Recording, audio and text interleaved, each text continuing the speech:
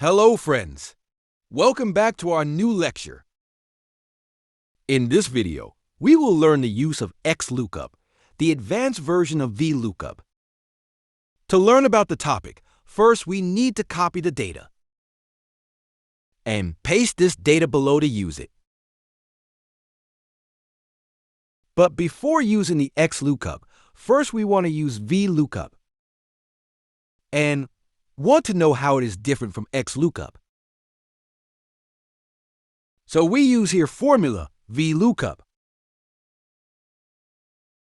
First, we select the employee ID cell for lookup. For table array, select the whole table data. Before moving to next condition, press F4 to make it constant. And we want name, so type here 2 for second column data. Now, test our formula by inserting employee ID. Now, drag formula to right side. You can see here, we got error of not available.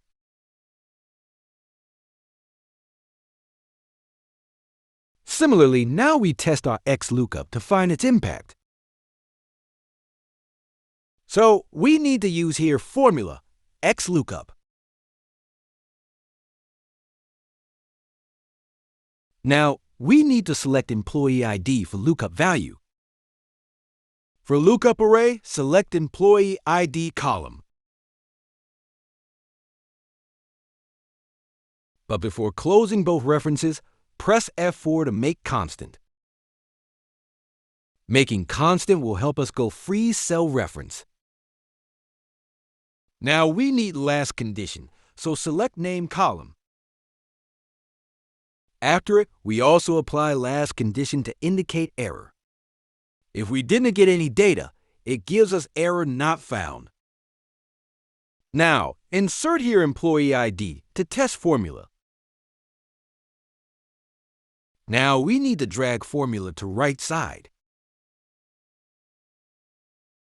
Now, we use here Format Painter to apply same formatting.